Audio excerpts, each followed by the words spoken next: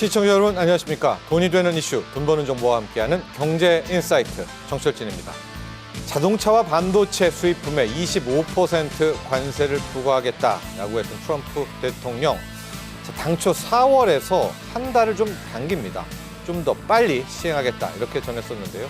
이런 가운데 우리 정부의 통상당국자의 대미 통상 경제사절단 미국 현지를 방문 중입니다. 오늘 첫 번째 이슈로 트럼프 2기 행정부 출범 이후 미국으로 가서 지금 치열한 협상을 벌이고 있는 우리 민간 사절단이 과연 경제계에 어떤 성과를 가지고 올지 한번 짚어보도록 하고요. 일정이 막 계속 바뀌고 있습니다. 트럼프 대통령의 관세 정책의 방향성까지 함께 타진해 보도록 하겠습니다. 자, 두 번째 이슈도 준비가 되어 있습니다. 국내 최초 다자간 매매 체결 시스템, ATS, 일명 대체거래소라고 요즘 소개가 되고 있죠. 넥스트레이드가 바로 다음 달 4일, 3월 4일 공식 시작을 합니다. 업계에선 대체거래소 도입으로 우리 한국 K증시도 선진화가 이루어질 것이다. 이렇게 기대를 하고 있습니다. 두 번째 이슈로 넥스트레이드가 무엇인지, 또 대체거래소가 있다면 나는 앞으로 어떻게 주식 매매를 해야 되는 건지, 또 우리 K증시에 어떤 영향을 주게 될지 자세하게 짚어드리겠습니다. 자, 경제인사이트는 유튜브 경제인사이트 채널을 통해서 실시간 시청이 가능합니다. 많은 시청 바랍니다. 자, 먼저 오늘 금융시장 흐름 살펴볼 텐데요. 주식시장 동향 먼저 알아보도록 하겠습니다. 자, 현재 시각 변동성이 상당한데 코스피, 코스닥 모두 플러스입니다. 코스피 증시 같은 경우에는 하락, 낙폭도 꽤 컸는데요. 현재 시각 하락폭을 다 만회하고 강보합, 약보합선까지 올라왔습니다. 자, 2653선까지도 지금 빨리 올라온 그런 상황을 보이고 있고요. 코스닥 같은 경우에는 당초 상승으로 출발해서 현재 상승폭을 더 키워가고 있네요. 774선까지 올라오고 있는 그런 모습입니다. 수급을 보도록 하겠습니다. 거래소에서는 역시 외국인들이 2,700억가량 또 매도를 하고 있는 반면에 코스닥은 980억 순매수를 하고 있습니다. 자, 근데 중요한 건 기관이고요. 기관 쪽 라인에서 연기금들의 활약이 상당합니다. 어제까지 34거래일 연속 순매수를 하면서 역대 이 연기금 최장 순매수 기록을 이어갔는데, 오늘도 잠깐 나면 봐야 되겠지만은 현재 시장을 플러스로 돌린 1등 공신 연기금인 것 같습니다. 자, 앞으로 연기금의 활약 조금 더 지켜보도록 하시죠. 환율이 빠르게 안정되고 있습니다. 간밤 이 달러 엔화 강세에 따라서 달러 약세가 굉장히 많이 나왔었거든요. 이것이 고스란히 우리 외환 시장에 반영되면서 원달러 환율 1,430원대 초반까지 떨어졌습니다. 자, 이런 추세라면은 1,420원대까지도 다음 주 중에 볼 수 있지 않을까, 이런 전망 나오고 있습니다. 어서 빨리 환율 시장 안정되기를 좀 바라보도록 하죠. 자, 비트코인 시장 아직도 정체 상태입니다. 상승과 하락 반복하며 박스권에 갇혀 있는데요. 역시 1억 4,500, 1억 4,600, 1억 4,400 라인에서 계속 움직이고 있습니다. 아마 다음 주, 다다음 주 내로 위로든 아래로든 방향성이 나올 것으로 보여집니다. 자, 지금까지 현재 시장, 금융시장 흐름 짚어봤습니다. 자, 오늘 첫 번째 이슈 시작할 텐데요. 먼저 준비된 영상 보시고 난 뒤 본격적인 이야기 이어가죠.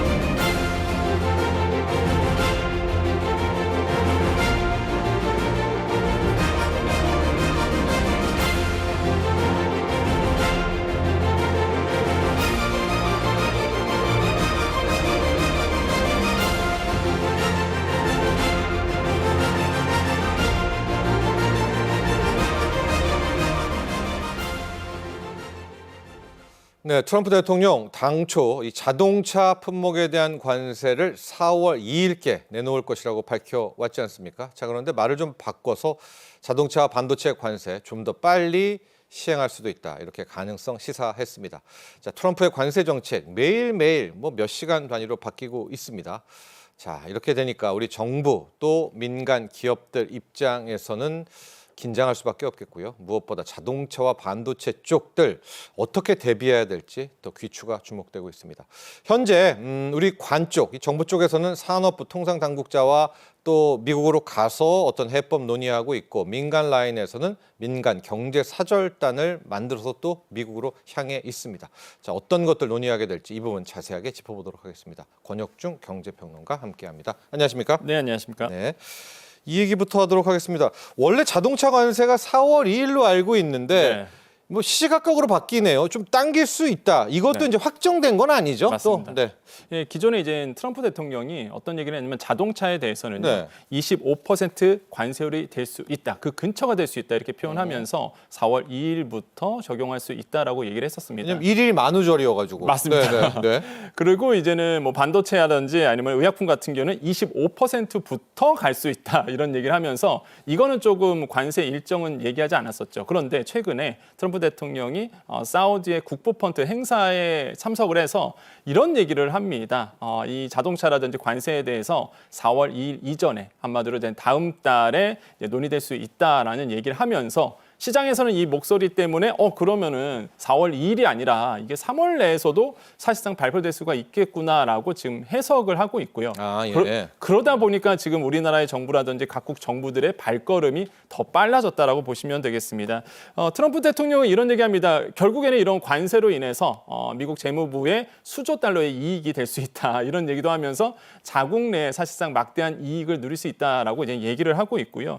특히 이런 강조를 하고 있는 것이 미국 내 공장 세워라. 그렇지 않으면 네. 관세 맞을 수밖에 없다. 이렇게 노골적으로 이제 표현을 하고 있죠. 그래서 이런 부분들이 이제는 각국의 통상 압력으로 이제 다가오고 있습니다. 그래서 지금 보면은 또 이번에 얘기 나왔던 게 특징이 그전까지 목재 얘기가 없었는데 이번에도 이제 목재에 대해서도 사실상 관세를 부과할 수 있다라고 이제는 하면서 이 부분도 지금 시장에서는 주목을 하고 있고 또 주목해야 될 것이 그겁니다. 이제 미국 내 석유가스 생산에 대해서 실질적인 감세를 들어가겠다. 무슨 얘기냐면 자국 내 이제 화석 연료에 대해서 사실상 전통적인 에너지에 대해서 더 키우겠다라는 시그널로 우리는 읽고 있거든요. 특히 전략 비축유에 대해서 더 신속하게 채우겠다라고 얘기를 하는 걸 보면은요, 확실하게 이제는 노선이 정리되어 있고 우리는 그 노선에 따라서 대응책을 마련할 수밖에 없다라는 이런 정책에 대해서 우리가 좀 모니터를 강화할 수 있다라고 생각을 해보겠습니다. 네.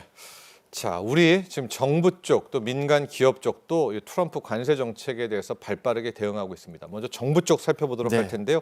박종원 산업통상차관보 18일 날 미국으로 향했다는 이야기는 전해드렸었죠. 네. 아마 지금 많은 것들 사전 조율을 하고 있을 겁니다. 이달 말에는 아마 이제 산업부 장관 빠르게 또 갈등하고 한다는데, 자, 지금 통상차관보 우리 박종원 차관보가 어떤 현안들을 논의하고 있을까요? 지금 그러니까 의미가 있어요. 왜냐하면 네. 트럼프 행정부가 들어선 이후에 이제 통상 전문가가 우리나라의 관 쪽에서 그러니까 정부의 대표가 간 게 또 처음입니다. 그러다 보니까 차관보가 가서 아마 지금 고위 담당자와 얘기를 나누고 있다라고 이제 들려오고 있고요. 워싱턴 DC 방문했습니다. 그래서 통상 당국자와 이제 논의 중에 있고요. 의미는요, 역시나 아까 말씀드린 것처럼 한미 통상 당국자 전담이 맡아서 사실상 이제 얘기를 나누고 있다는 것이 좀 의미가 있고, 구체적으로 아마 뭐 아까 말씀드렸던 이제 상무부라든지 무역 대표부라 아마 얘기를 나누고 있다라고 이제 들려오고 있습니다. 그래서 이렇게 뭐 통상 정책이라든지 한미 경제에 대한 증진 방안에 대해서도 아마 얘기를 오고 갈 것이라고 지금 보고 있고요. 우리의 전략은 딱 나와 있습니다. 뭐냐면 지금 이제는 미국에서 얘기하고 있는 것이 무엇인지를 사실상 관심사항을 파악해야 되는 부분이 있습니다. 그래서 지금 산업통상자원부는 이런 얘기를 하고 있죠. 상무부와 그 다음에 이제 무역대표부, 미국 무역대표부의 지시에 진행되는 정책 리뷰와 건의가 각국 정부를 향한 정책 방향을 자주하게 될 것이다. 그래서 상무부와 무역대표부에서 나오는 이 정책 리뷰 보고서들, 이게 이제 큰 영향을 주다 보니까 그러면 어떤 내용이 나올지를 미리 가서 우리가 이제 파악을 하는 게 굉장히 중요합니다. 전략의 시작은 사실 리서치부터 시작을 하죠. 그래서 미국이 지금 어떤 생각을 담고 있는지를 이제 파악을 하러 간다라고 보시면 되겠고, 사실상 또 본다 그러면 두 번째로 본다 그러면 이에 대해서 이제는 한국의 입장을 정확하게 고위 당국자에게 알리는 것, 이것도 굉장히 중요하잖아요. 그래서 철강과 알루미늄에 대한 25%의 관세도 있는데 이런 부분에 대해서 우리나라의 입장을 정확히 밝힐 것으로 보고 있습니다. 그래서 차관보는 이런 얘기를 했거든요. 양국이 이익이 되는 선에서 계속적으로 노력을 네. 하겠다라고 얘기를 했습니다. 네. 이런 점에서 이제 막대한 사실상 좀 부담을 안고 지금 활동을 하고 있다라고 말씀을 드립니다. 박 차관보가 떠난 그 다음 날 19일에는 우리 민간 기업이 가고 있습니다. 현재 대한상공회의소 회장 최태원 SK그룹 회장 아니겠습니까? 최태원 회장이 이끄는 민간 사절단이 바로 다음 날 워싱턴 DC로 향했습니다. 분야별로 논의할 게 지금 많겠죠. 뭐 조선도 있겠고요. 여기 네. 보면 자동차, 반도체, 특히 이제 에너지 수입 쪽에 대해서 좀 많이 기업들이 타진을 한다라고 하고 이게 지금 미국이 원하는 거 아니겠습니까? 맞습니다. 민간 쪽에서도 또 많은 부분들을 지금 협상을 하고 이걸 시작을 하겠습니다. 네, 지금 이제 한창 아마 논의 중에 있을 거라고 네. 지금 보고 있고요. 일단 우리나라의 재계 총수들, 그 다음에 특히 이제는 자동차와 반도체가 중심이 돼서 아까 앵커님 말씀하신 것처럼 뭐 조선이라든지 아니면 뭐 에너지라든지 뭐 SMR도 있더라고요. 맞습니다. 네. 그래서 이런 플랫폼 기업들이라든지 이런 다양한 이제 기업의 대표들이 이제 향하게 됐는데 한 26명이 이제 갔습니다. 거기에서 또한 이제 고위 당국자 얘기도 하겠지만은 사실 이제 갈라디노 쇼가 있거든요. 여기에서 이제 민간 또 사절단이 같이 재계 총수들이 만나서 이야기를 또 나누게 돼요. 여기에서 보면은 미국 상하원 의원들도 참석할 예정이고 여기에 보면은 한 150명 정도가 참석이 된다고 알려져 있거든요. 여기에서 우리나라의 재계 총수들이 민간 사절단 역할을 이제 할 수 있겠죠. 이번에 사실 민간에서 갔을 때 저는 눈에 띄는 인물이 바로 성김 현대자동차 사장입니다. 아, 네. 이미 아시겠지만은 우리 입장에서 본다 그러면 사실상 이제 주한 미국 대사로 사실 알려져 있죠. 근데 워낙 그 이분께서는 국무부 출신이기도 하고 고위 당국 임원이었습니다, 사실상. 그래서 위원이다 보니까 이런 점에서 아마 우리의 민간 사절단 역할로서 톡톡히 할 것으로 보고 있어요. 그래서 이렇게 우리나라의 민간 사절단이 좋은 인맥으로 구성되어 있다는 거에서 좀 기대를 걸어볼 만하다라고 생각을 해봅니다. 최 회장은 출국길에서 우리에게 위기도 될 수 있고 기회도 될 수 있다라고 얘기를 했는데요. 그래서 다양한 안건들이 좀 예상이 되고 있습니다. 우리의 안건은 결국에는 앵커님 말씀하신 것처럼 에너지에 대한 부분들을 분명히 이제 얘기할 것으로 우리는 보고 있고 조선 분야 협력이라든지 제조시설 투자라든지 그다음에 SMR 아까 말씀하셨죠. 소형 모듈 원자로라든지 이 다양한 분야에 대해서 아마 얘기가 오고 가지 않을까 시장에서는 이제 기대를 하고 있습니다. 네. 좀 더 원론적인 이야기를 보면 이 트럼프의 관세 정책, 트럼프는 일명 미치광이 전략을 쓰고 있다라고 하죠. 네. 강한 것 같으면서 또 예외도 해주고요. 맞습니다. 생각보다 약하기도 하고 그러다 뜬금없이 또 강력한 또 폭탄을 던지기도 하고 이번에 일정도 4월이라고 했다가 좀 더 빠를 수도 있다고 네. 했다가 원래 또 4월은 늦춘 거잖아요. 2월이었었는데 맞습니다. 2월 1일이었었는데 왜 이러는 거예요? 일단 뭐 시장에서는 아까 앵커님 말씀하신 것처럼 이게 왔다 갔다 해요. 그러다 네. 보니까 즉흥성, 그러니까 트럼프 대통령이 기존적으로 가지고 있는 이런 즉흥적인 말투, 물론 어떤 게 고도의 전략일 수는 있습니다. 하지만은 이런 즉흥성 때문에 각국 나라들이 이제는 약간 변동성이 좀 커지고 있는 모습들을 보여지는데 네. 서두르는 이유는 몇 가지가 있는 것 같아요. 첫 번째로 본다 그러면 이 관세를 가지고 통상 압력을 하고 있는 이런 지렛대 역할을 지금 트럼프 대통령 활용하고 있거든요. 그렇죠. 그래서 압박을 하려는 모양새 이런 것들이 첫 번째 이유라 보시면 되겠고 그다음에 이제는 두 번째는 관세를 통해서 아까 말씀드린 것처럼 압박 수위를 컨트롤하고 있다는 거죠. 자기 손에 쥐어줘서 이런 것도 있고 세 번째 이유가 아마 우리 숨은 의도라고 볼 수가 있겠는데 바로 이제는 자국에서 트럼프 대통령이 공약했던 법인세 인하 같은 이런 어떤 그 세수 확충 이슈도 있거든요. 그래서 이런 관세를 가지고 세수를 확충하려는 숨은 의도도 가지고 있다라고 시장에서는 분석을 하고 있습니다. 그래서 그 과거에 트럼프 대통령이 이런 얘기를 했거든요. 아까도 말씀드렸지만은 사실상 이 관세를 통해서 막대한 미국이 이익을 누릴 것이다라는 그 멘트, 사실상 그 워딩이 이런 어떤 속뜻을 잘 내비쳤다라고 시장에서는 해석을 하고 있어요. 그래서 네. 결국에는 자국의 이제 세수 확보를 위해서 관세 정책을 지금 끌어오고 있다. 그래서 압박을 계속적으로 노골적으로 하고 있다라고 생각을 해봅니다. 네. 트럼프가 공격할 때요, 뭐 관세로든 공격할 때 보면 항상 꼬투리를 잡거든요. 그 꼬투리 재무부의 보고서일 수도 있고요. 네. USTR이 우리 한국 경제, 한국 산업에 대해서 뭔가를 건드리게 될 텐데, 뭐 가령 왜 이렇게 원화가 약세야라든가 한국 기업들은 전기를 너무나 싸게 쓴다, 뭐 이런 것들 보조금 아니냐 네. 많아요. 뭐 공격할 게 많거든요. 네. 이런 좀 우리가 대비를 해야 될 것 같아요. 맞습니다. 한국에 대한 뭐 약점들, 이 미국이 공격할 포인트들 미리미리 대비를 좀 해야 될 것 같은데요. 그렇죠. 지금 보면은 사실은 비관세 장벽이라고 보통 표현을 하죠. 금방 말씀하셨다시피 뭐 환율 문제도 끄집을 수 있고요. 그다음에 우리나라에 갖고 있는 10%의 부가세율 이거 가지고도 사실상 또 꼬투리를 잡을 수 있는 부분이 있습니다. 그래서 우리가 대응이 굉장히 중요한데요. 실제 지금 우리의 대응이 좀 필요한 이유가 지금 관세 정책을 우리 입장에선 최소화하려고 지금 노력을 할 수밖에 없겠고 무엇보다 우리가 사실상 기대하고 있는 사실상 막대한 투자를 미국이 했잖아요. 그러다 보니까 보조금 문제도 있습니다. 뭐 반도체법이라든지 아니면 IRA 인플레이션 감축법을 통해서 세액 공제 받는 부분. 우리가 이런 받는 것들. 거잖아요. 네, 네. 이것도 유지가 될 수 있도록 우리는 노력을 해야 되거든요. 그래서 이런 통상에 대해서는 협력이 그래서 이제 중요하다 보시면 되겠고 결국에는 전략은 몇 가지가 있습니다. 지금 우리가 갖고 있는 게 첫 번째로는 뭐 차차 말씀드리겠지만 미국의 에너지를 대한 수입을 하는 거겠죠. LNG에 대한 수입량을 더 늘린다든지 이런 전략으로 해서 영수증을 내밀 수 있다라는 전략이 하나 가지고 있고 또 한 가지 우리가 할 수 있는 것이 한국이 미국 경제에 도움이 될 수 있는 정말 전략적 파트너라는 걸 이제 설득하는 작업들이 뭐 1기 때도 그랬지만은 2기 때도 유지가 돼야 된다. 그렇기 때문에 이런 전략을 가지고 있습니다.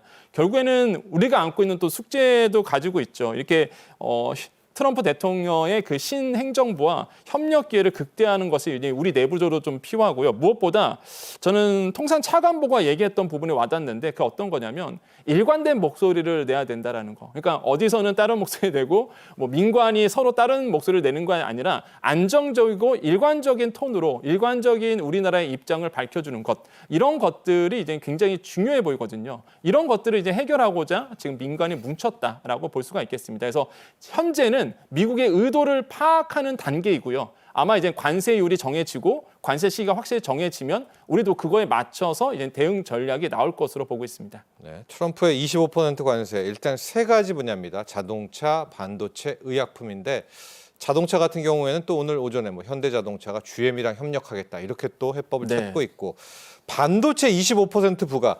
근데 의외로 반도체 전문가들은 이거 실효성도 없고 시행 가능성도 적어 보인다. 반도체 보조금 좀 뭐 어떻게 협상하려는 미국 쪽의 지렛대 아니냐 이런 이야기가 나오고 있고요. 반도체 25% 부과 영향 이건 어떻게 우리가 살펴봐야 될까요? 그러니까 저도 사실 앞서 말씀드린 것처럼 뭐 앵커님이 말씀하신 것처럼 저도 그 말에 사실 동감하거든요. 왜냐하면 사실상 우리가 미국에서 수출하고 있는 반도체 좀 추이를 좀 볼 필요가 먼저 보겠습니다. 이걸 예. 본다 그러면 그 지난해 대미 수출액이 한 107억 달러 정도가 됩니다. 지금 나오고 있죠. 2023년도가 49억 달러 정도 됐었다가 이제 2024년도 작년에 106억 8천만 달러가 됐는데 증감률이 116%나 두 되거든요. 배가 넘네요. 예, 그래서 크게 늘긴 늘었습니다. 하지만은 이게 전체 우리나라의 반도체 수출에서 미국이 차지하는 것은 8.4% 정도 되거든요. 그러니까 물론 뭐 비율로 보면은 적지 않은 수준이겠지만 그래도 전체 물량에 대비해서는 사실상 그렇게 많지는 않다 이렇게 좀 보시면 되겠습니다. 하지만은 우리가 이제는 이 관세 정책에서 반도체 관세에 대해서 좀 예민하게 들 수밖에 없는 것이 있는데 뭐 당연히 이제는 무역이다 보니까 당연히 더 수출하면 좋겠죠. 하지만 앵커님 말씀하신 것처럼 또한 전문가들이 예상하는 것처럼 반도체 쪽에서 그렇게 영향은 없을 것이다. 오히려 이 반도체 관세를 통해서 다른 통상 압력을 하는 지렛대 역할을 쓸 수 있다. 이런 얘기를 하거든요. 왜 그러냐면 첫 번째로 본다 그러면 대체제가 없습니다. 그러니까 우리나라가 만약에 SK하이닉스나 삼성전자에서 관세가 25% 추가돼서 미국으로 수출을 흐른다. 자국 내에 있는 전자제품에 대한 가격이 오르게 되고 이게 미국의 인플레이션을 자극하면서 최종 소비자들에게 압력으로 다가올 수 있거든요. 결국에는 이게 정치권에 영향을 줍니다. 그렇기 때문에 대체제가 없다라는 것. 두 번째로는 사실상 뭐 우리나라의 삼성전자, SK하이닉스 그다음에 마이크론이 있는데 미국의 마이크론도 외국 공장이 많거든요. 그러면 결국에는 관세에 두드러 맞습니다. 그러니까 사실상 이건 자기당착에 빠질 수밖에 없다라는 이제 평론이 나올 수밖에 없는 거죠. 그래서 아마 반도체에 대한 25% 관세가 실현되기는 좀 어렵지 않나 이렇게 보고 있는데 결국에는 그래서 해석을 어떻게 하고 있냐냐. 결국은 이거예요. 자국 내 공장 세워라라고 이제는 우리는 해석을 하고 있습니다. 그러니까 더 늘려라. 삼성전자, SK하이닉스 지금 보시면 아시겠지만 우리나라가 미국에 투자를 많이 하고 있습니다. SK하이닉스도요. 실제 보면은 지금 R&D 센터 설립을 하고 있고 삼성전자도 마찬가지죠. 파운드리 공장 설립하고 있고요. 지금 보시면 아시겠지만 22조 8천억 원 정도 그래서 하고 있거든요. 그래서 이런 막대한 투자를 하고 있는데 더 늘려라는 거죠. 여기서 더 늘려서 자국 내에서, 미국 내에서 생산해라라는 걸 압박하고 있고, 그다음에 두 번째 이유는 숨은 속뜻은 그건 것 같아요. 그러니까 기술력을 미국 쪽으로 갖고 오고 싶어하는 것 같습니다. 왜냐하면 최근에 이제 아시겠지만 TSMC 쪽으로 어떤 얘기를 했냐 그러면 미국 인텔 공장을 인수해라 이렇게 표현한 것을 본다 그러면 아무래도 그 이 뭐 반도체 파운드리 기술이라든지 아니면 메모리 반도체 기술, 자국 내 아마도 시설 투자를 하게 되면은 자국 내 반도체 산업이 더 커질 수밖에 없거든요. 이런 어떤 캐파라든지 증설을 네. 통해서 자국 내 이익을 차지하는 네. 기술력을 갖고 오고 알겠습니다. 싶어하는 이런 것들을 아마 노골적으로 표현한 것이 아닐까라고 해석을 하고 있습니다. 바이오도 보도록 하겠습니다. 바이오도 아마 이런 생각하시겠죠. 우리가 미국 약을 사지 미국이 우리 약을 사. 근데 건드리는 부분이 있거든요. 우리가 흔히 말하는 이제 바이오 시밀러 혹은 CMO, CDMO 쪽 라인인데 셀트리온들 많이 언급이 되고 있습니다.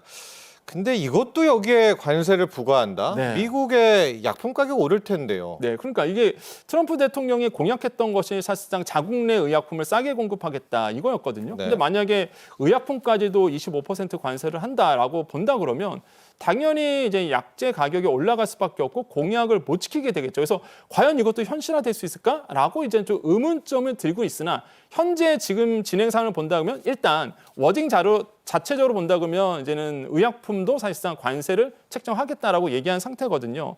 지금 보면은 트럼프 대통령이 만약에 간다 그러면 미국이 한국에서 의약품을 수입하는 게 40억 달러 정도가 됩니다. 이게 우리 돈으로 한 5조 원 정도 네. 넘거든요. 그러니까 사실상 작은 규모는 아닙니다. 그런데 만약에 관세를 한다 그러면 우리나라의 제약업체에 영향은 분명히 줄 것으로 보고 있는데요. 그러다 보니까 우리나라의 대응이 좀 빨라질 수밖에 없고요. 결국은 우리가 대응은 어떻게 하느냐? 뭐 당연히 단가 인상할 수밖에 없겠고, 그다음에 재고를 활용하는 부분도 있겠고요. 그다음에 미국 내 생산 시장을 그렇죠. 확보하는 네. 방안일 텐데. 미국으로 가야죠. 예, 그래서 재고 활성화는 이미 셀트리온이 하고 있습니다. 셀트리온이 지금 어떤 얘기를 하고 있냐 그러면 이미 1월 말에 트럼프 대통령이 들어서기 전에 행정부가 들어서기 전에 9개월치의 재고분을 이미 미국에 다 넣어놨다. 네. 그래서 2025년도는 영향이 없다. 네. 예, 선제적으로 움직였다. 이렇게 얘기를 하고 있어서 네. 대응이 좀 하고 있고 네. 또 하나가 사실 미국 내 생산시설 확보화라는 이 부분이 있는데 그러니까 CMO를 얘기하는 것 같아요. 지금 대표적으로 SK 바이오팜 같은 경우에는 캐나다 공장을 통해서 CMO를 위탁 생산입니다. 거기를 통해서 이제 미국으로 수출하고 있는데 그렇게 된다 그러면 만약에 관세가 현실화된다 그러면 SK 바이오팜 입장에서는 미국 내에 있는 CMO 회사를 쓰겠죠, 당연히. 그래서 이런 것들을 아마 지금 미국 측에서 노리고 있지 않을까라고 보고 있고요. 네. 지금의 시장의 포인트는 완제 의약품, 그다음 원료 의약품 이 두 가지를 다 관세할 거냐? 아니면은 이제 완제 의약품만 관세를 할 거냐? 요게 좀 관심사긴 합니다. 그래서 과연 어떻게 관세가 책정이 될지는 보면서 우리가 판단할 수밖에 없다고 말씀을 드립니다. 좋습니다. 이렇게 발빠르게 하고 있고요. 결과적으로는 안덕근 산업부 장관이 아마 직접적으로 미국에 가게 될 것 같습니다. 러트닉 상무장관과 좀 만남 이런 것도 좀 기대를 하고 있는데 정부가 앞서 뭐 민간 연구소도 만나서 여러 가지 의견도 기울이고 있고 자 러트닉 미국 상무장관과 어쨌든 안덕근 산업부 장관이 네. 현실적으로는 현재 마지막 만날 수 있는 컨트롤 타워끼리의 좀 하나의 만남입니다. 저쪽도 우리가 한번 분석 많이 해봐야 될 것 같아요. 러트닉 맞습니다. 장관 어떤 사람이고 우리의 대책은 뭘까요? 그러니까 사실상 이제 상무장관의 역할이 굉장히 큰 게 네. 뭐 통상 다 총괄하죠. 그다음에 지재권까지 통솔하죠. 그다음에 해운 인프라 통신까지 다 어우르는 그런 위치가 바로 이제 상무국이다라고 보시면 되겠는데 이런 상무장관의 역할이 굉장히 큽니다. 그러다 보니까 트럼프 대통령이 이제 추진 전략이거든요. 항상 업다운 방식입니다. 그러니까 이게 밑에서부터 올라오는 게 아니라 항상 이게 위에 이제 고위급에서 먼저 만나서 해결하기를 항상 원하는 어떤 제스처가 있거든요. 그래서 이번에 만약에 이런 그 안덕근 산업부 장관이 조만간 이제는 미국에 방문한다고 네. 해요. 그래서 만약 방문하게 돼서 러트닉 이제 상무장관과 만약에 만나게 된다 그러면 저는 분명히 좋은 아마 분위기가 연출되지 않을까라고 전 보고 있습니다. 그래서 이런 점들이 빨리 좀 현실화된다 볼 수가 있겠고, 근데 이미 그 러트닉 후보자 시절에 어떤 얘기를 했냐면 청문회에 나가서 그 인플레이션 감축법과 그다음에 반도체법에 대한 보조금 이거는 내 눈을 확인하기 전까지는 네. 말할 수가 없다 이런 얘기를 했거든요. 그래서 약간 리스크는 남아 있지만 그래도 업다운 방식으로 정말로 이제 고위 당국자들이 만나서 구두상에서 얼굴 보면서 아마 대화를 하면 분명히 좋은 성과는 나올 수 있다. 그래서 빨리 알겠습니다. 저는 방미를 해보시기를 좀 말씀드리고 싶습니다.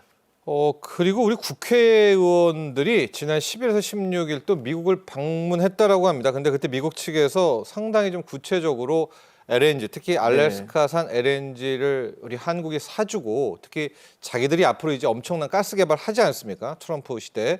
그때 와서 건설 사업에도 도와줘라. 이렇게 제안을 했다라고 네. 합니다. 이게 뭐 오피셜로 확인이 된 건 아니지만 이게 맞다면 미국의 의도는 상당히 명확하지 않습니까? 가스 우리한테 우리가 사주고 또 우리 건설할 때 가지고 어느 정도 이거 뭐 들어줄만 한데요? 네, 그래서 지금 뭐 시장의 평가는 그래요. 결국에는 우리가 사주권 사주고 영수증을 내민다는 건데 그 사주는 게 이제 하나 LNG라고 이제 보시면 되겠습니다. 이번에 이제는 얘기가 나오고 있는 것이 알래스카주 이제 상원 의원을 만났는데 이 상원 의원이 트럼프 측근입니다. 이 상원 의원이 얘기하기를 우리 알래스카주에 나오는 LNG를 사라.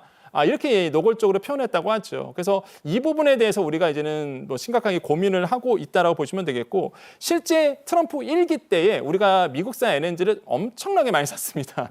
그래서 이런 부분들이 이제 경험이 있다 보니까 이렇게 우리가 대응할 거라 보고 있고요. 두 번째로는 알래스카 가스관에 대해서 이제 개발에 참여하라라고 이제는 노골적으로 얘기하고 있는데 이게 1,800km입니다. 그러니까 엄청난 긴 거에 가스관을 만드는데 여기에 천문학적인 금액이 들어가거든요. 예. 지금은 보면 한 450억 달러 이상이 들 것으로 보고 있는데 여기에 이제 참여하라는 거죠. 지금 보면은 뭐 대만, 일본, 우리나라, 미국 그러면 만약에 우리까지 참여한다 그러면 이게 4개국에서 이거를 추진하게 됩니다. 그래서 이런 점들을 사실상 이제는 표현하고 있다라고 생각을 해봐요. 그래서 과연 이게 현실화될지는 모르겠지만 지금 미국의 전략은 분명하다. 자국 내 천연가스 아니면 에너지를 사고 이거에 대해서 이제는 차후 논의하자라고 이제 보고 있습니다. 그래서 네. 이런 것들이 우리가 잘 활용할 수 있는 부분이라고 좀 생각을 해보겠습니다.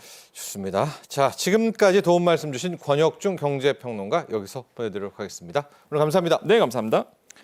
자, 두 번째 대체거래소에 대한 이야기 해보도록 하겠습니다. 영상 보시고 난 뒤 이야기 계속 이어가죠.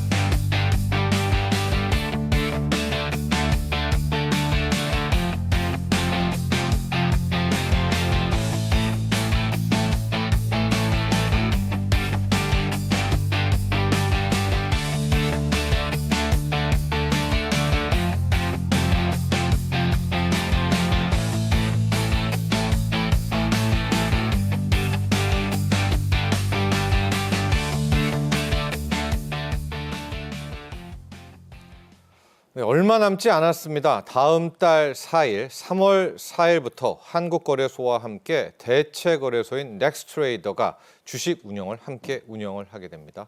자, 이를 위해 금융위원회는 2월 5일 넥스트레이더와의 다자간 매매 체결 회사 투자중개업 본인 허가가 났죠. 자, 그리고 이제 지금부터 새롭게 사업자가 추가됐다. 이렇게 보시면 될 것 같습니다. 앞으로 2개의 거래소가 존재하는 셈이거든요. 앞으로 우리 증시에 어떤 변화를 가져오게 될까요? 송재경 디멘전 투자자문 투자부문 대표와 함께 이야기 나눠보겠습니다. 안녕하십니까? 안녕하세요. 네. 주식 하시는 분들 중에서도 약간 좀 반반이기도 하고 안 될 거야라고 생각하시는 분들도 계시고요. 큰 일인 것 같기는 한데 좀 의외로 좀 붐업도 안 되고 조용합니다. 그렇지만 우리가 오늘 이 시간을 통해서 어쨌든 3월 4일 날짜는 박아놓은 것 아니겠습니까? 자세히 어떤 것이고 또 우리는 어떻게 매매를 하게 되는지까지도 짚어보도록 할 텐데요. 대체거래소를 왜 도입했나? 그리고 이 대체거래소는 뭐 공기업이야? 아니면 사기관이야? 이런 내용 아주 좀 근원적인 것부터 시작해 볼까요? 네.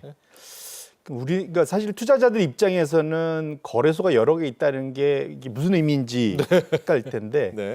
가장 심플한 것 같습니다. 이제 자유 경제 시장에서의 근간은 경쟁을 통해 갖고 소위 소비자의 후생, 복지를 높인다. 뭐 이거지 않습니까? 예. 경쟁을 통해야 가격도 싸지고 경쟁을 하다 보면 질도 더 좋아지고 뭐 이런 거 아니겠어요? 그러니까 한국 거래소 우리나라가 약 70년, 정확히는 한 68년간 한국 거래소만으로 독점적으로 거기를 통해서 주식을 거래를 해왔었는데 이제부터는 경쟁을 도입해서 소위 대체 거래소인 넥스트레이드를 설립을 통해 갖고 경쟁을 시키고 그것을 통해서 소비자 후생을 증진시키겠다라는 것이 기본적인 아이디어다 보셔야 될 것 같고요. 뭐 정부가 내세운 기본적인 것은 보면은 증권시장의 인프라를 다양화한다. 거래소 2개 생기니까 다양화되는 거겠죠. 그다음에 투자자의 거래 편의를 좀 더 확대시킨다, 개선한다라는 거고 마지막으로는 자본시장의 경쟁력 제고 차원. 왜냐하면 우리나라는 하나밖에 없었지만 네. 이미 미국은 1975년부터 시작됐고 주요 자본시장이 큰 선진국들은 대부분 다 이 대체 거래소들이 꽤 존재하고 있기 때문에 우리는 조금 오히려 좀 때 늦은 감은 있는 거다 이렇게 보셔야 될 것 같습니다. 네. 그 지분 구성을 좀 보니까 시중 증권사들의 연합체, 근데 여기 또 금융투자협회도 들어가 있고요. 또 예탁원도 들어가 있고. 그러니까 뭐 하여간 좀 믿을만한 지분 구성이다 이렇게 봐도 되겠죠? 이제 당장 거기서 거래를 해야 되는 그러한 관계자들, 주체들이, 주체들이 투자를 한 거고 사실은 한국 거래소의 주주 구성도 큰 차이가 없습니다. 그렇죠. 예. 그러니까 결국 둘 다 똑같기 때문에 또 다른 거래소일 뿐 실제로 거기에서 소위 플레이하는 플레이어들의 이름들은 거의 다 똑같다 이렇게 보시면 될 것 같습니다. 알겠습니다. 대체 거래소 하면서 지금 우리 일반인들이 많이 들었던 키워드가 이제 12시간 거래 가능하다. 여기를 이용하면 수수료가 더 싸대. 뭐 이런 것들이에요. 조금 더 들어가면 중간가, 호가 여러 가지 이야기가 있는데 몇 가지 특징들 좀 한번 꼭 알아둬야 될 특징들. 예, 이제 사실은 제일 큰 것이 이제 큰 차이가 뭔가 하면 기존 거래 시간이 확대돼서 우리가 이용할 수 있다라는 거죠. 이제 통상적으로 우리가 생각해 보면 대략 9시부터 3시 반 맞습니다. 그 사이에 거래를 해야 되는데 직장인들 입장에서는 눈치 보이죠. 사실은 좀 네. 뭐 스마트폰 시대라 숨어서 할 수도 있겠지만 네. 어쨌거나 근데 이걸 확대해서 아침 8시부터 저녁 8시까지 12시간으로 기존의 6시간 반 거래에서 12시간으로 확대된다는 게 가장 큰 차이다 보실 수 있을 것 같고요. 두 번째로는 기존에 없던 새로운 호가 유형을 도입한다. 그래서 뭐 네. 이따 얘기하겠지만 중간 지정가나 스탑 지정가처럼 좀 더 그러니까 주문할 때 조금 더 효율적인 그런 것들을 만들 수 있다라는 거. 마지막으로는 말씀드렸지만 큰 차이 없어 보이긴 하는데 수수료율이 0.001%포인트 네. 차이가 있다. 1억 거래하면 사실은 1,000원이에요. 한 번 거래하면. 그래서 큰 차이는 없어 보이지만 이거를 엄청나게 잦은 거래를 한 사람들한테는 의미 있는 숫자로 다가올 수 있다는 측면에서 크게 세 가지의 차이가 있다 이렇게 보시면 좋을 것 같습니다. 네. 지금도 우리는 이제 장 시작 전에 동시호가라는 것들을 통해서 어느 정도 이제 교통 정리를 하고 그러는데 이번에 12시간 거래를 하게 되면서 저희가 이제 표를 통해서 하나씩 쪼개서 드릴 텐데 아예 거래 멈춤 시간대가 있습니다. 그걸 또 왜 두는 건지 그게 좀 의미가 있는지 조금 더 들어가 보도록 하겠습니다. 전체적으로 한번 조망해 주죠. 시간대부터. 그러니까 결국은 이제 시간대를 보면 아까 말씀드린 대로 이제는 지금은 원래 8시 반부터 시작해서 8시 50분까지 한번 쭉 호가를 모아보고 그렇죠. 8시 50분부터 9시까지는 시간외 단일가 매매라는 걸 매매갑니다. 시작합니다. 그래서 이제 첫 시초가가 형성이 되면서 9시에. 거래가 되고 그때부터 이제 9시부터 우리가 늘 보는 엄청나게 많은 매수 호가, 매도 호가가 수시로 막 움직이는 걸 보잖아요. 이제 그걸 보다가 정확히 3시 20분부터 3시 반까지 다시 시간의 매매 단일가가 한 번 더 동시호가가 네. 걸리고 그 이후로는 저녁 6시까지 시간의 단일가가 쭉 10분 단위로 거래가 됩니다. 네. 이것이 이제 기존의 방식이었다 치면 좋아요. 그 직전에 이제 8시부터 9시 사이에 정확히는 8시 50분까지는 넥스트레이드에서 시간의 단일가를 시작을 하는 거고요. 그게 저기 프리마켓 빨갛게 써 있는 그렇죠. 저거죠. 예, 네. 저기 나오죠. 시간을 거래를 하는 거고 9시 그다음에 중간에 잠깐 넥스트레이드는 10분 쉽니다. 그리고 9시부터는 한국 거래소에서 만들어진 그 호가 기준으로 네. 거래가 기준으로 9시부터 3시 반까지는 똑같이 경쟁을 하면서 거래를 하게 되고요. 그때 대체 거래소를 이용해도 돼요. 맞습니다. 예. 그러니까 대체 거래소를 이용해도 되고 한국 거래소를 이용해도 당연히 되는 거고요.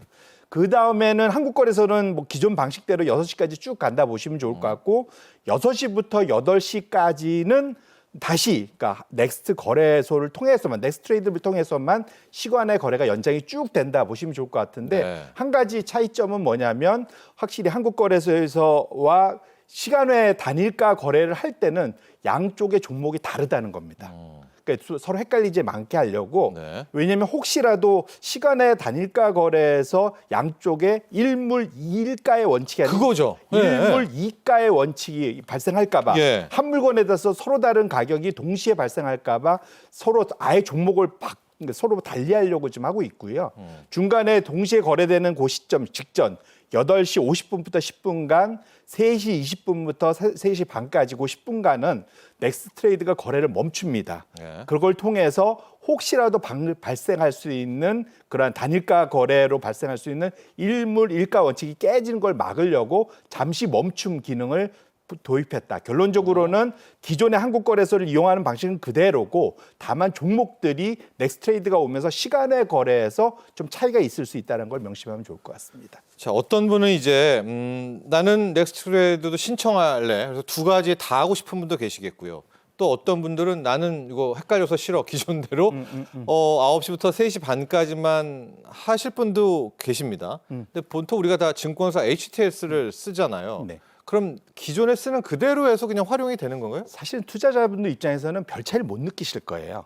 겉으로는 거의 안 드러나거든요. 네. 처음에 한 번만 아마 설정을 하게 만들 겁니다. 그러니까 기존에는 그냥 한국 거래소만 했으니까 아예 그런 게 없었는데 혹시 나는 넥스트 트레이드 잘 모르겠으니까 나는 그거 이용 안 할래. 그런 분들만 사실은 이제 나는 빼고 한국 거래소만 해줘라는 분이 있을 수 있을 것 같고요. 그 외에는 네. 장중에는 말씀드린 대로 그 소위 그 일반적인 그 9시부터 3시 반까지 거래는 양쪽이 다 움직이기 때문에 나는 신경 안 쓰고 가만히 놔두면 둘 중에 제일 좋은 가격대로 주문이 나가게끔 만드는 예. 요 방식을 하기 때문에 사실은 우리 개인 투자자분들은 처음에 한 번만 그걸 설정해 놓고 나면 아마도 전혀 신경 안 쓰고 원래 하시던 대로 거래가 된다 이렇게 보시면 좋을 것 같습니다.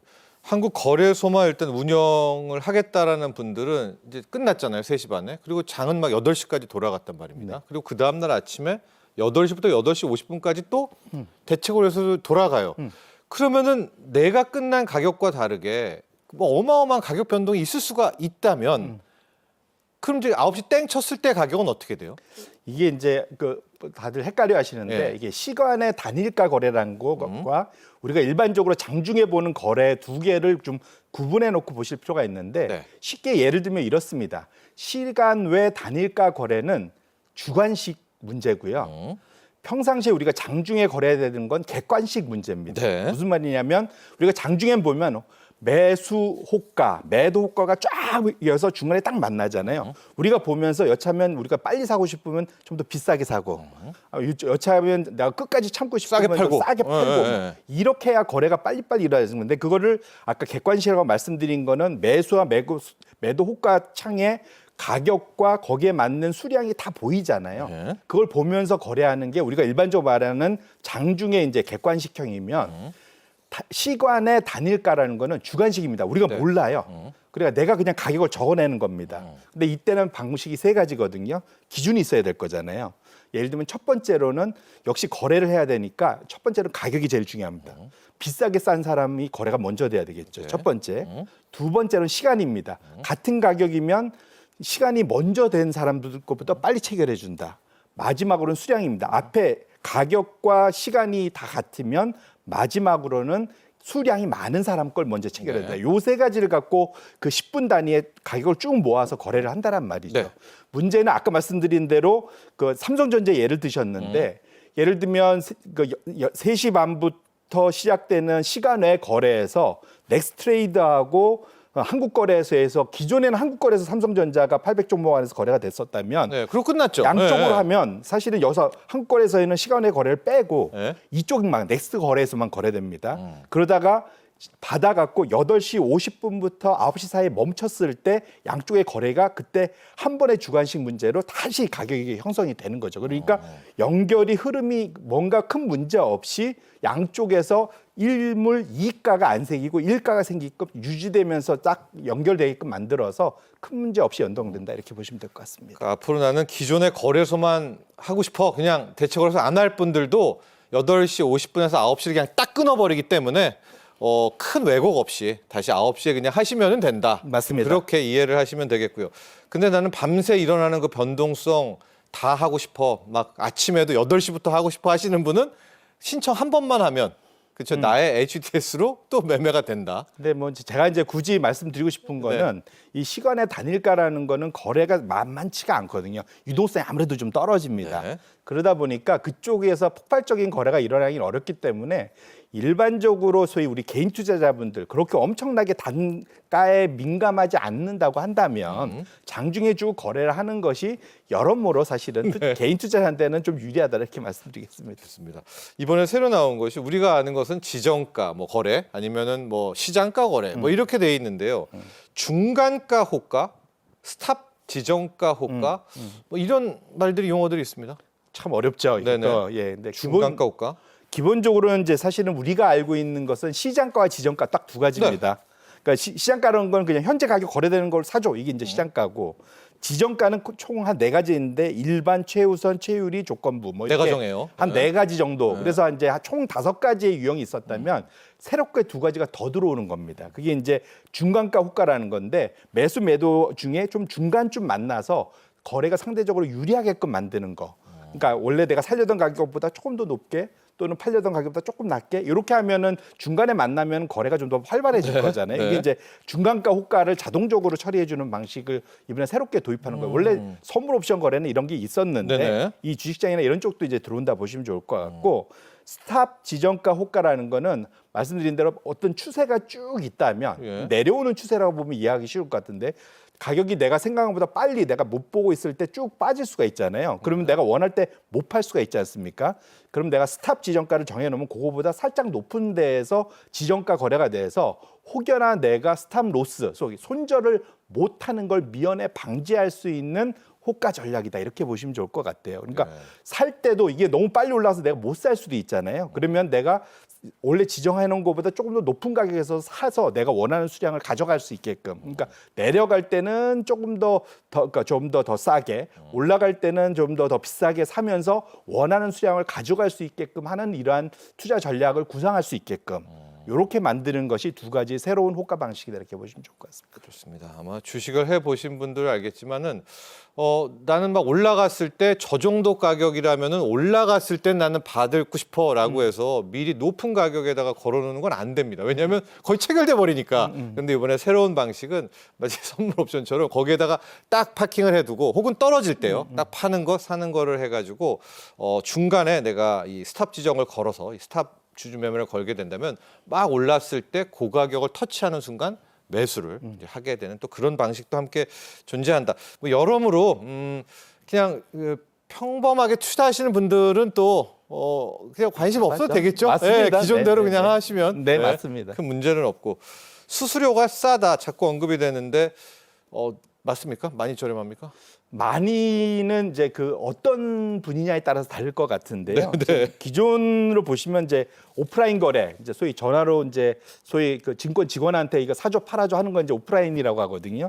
그게 한국거래소 기준으로는 0.491%인데 넥스트레이드는 0.49, 그러니까 아까 말씀 0.001% 포인트 차이가 납니다. 네. 뭐 온라인은 0.147인데 0.146, 그러니까 이것도 똑같이 0.001%인데 사실 아까 말씀드린 대로 1억당 한 번 거래할 때 1,000원 차이예요. 그러니까 네. 얼마 안 돼서 개인 투자자분들은 사실은 큰 그 감흥이 없으실 텐데 이게 왜 의미가 있냐 하면은 소위 말하는 고빈도 거래자들. 그렇죠. 예, 그러니까 소위 말하는 컴퓨터로 프로그래밍해서 짧은 시간에 어마어마한 속도로 거래를 하는 소위 말하는 헤지펀드나 뭐 이런 투자자들이 있습니다. 예. 사실 그런 사람들 입장에서는 이것이 예를 들면 아까 1억을 1,000번 짧게 10분에도 뭐 1분 안에도 1,000번 거래할 수 있거든요. 그럼요. 이렇게 거래했을 때는 100만 원 차이가 나거든요.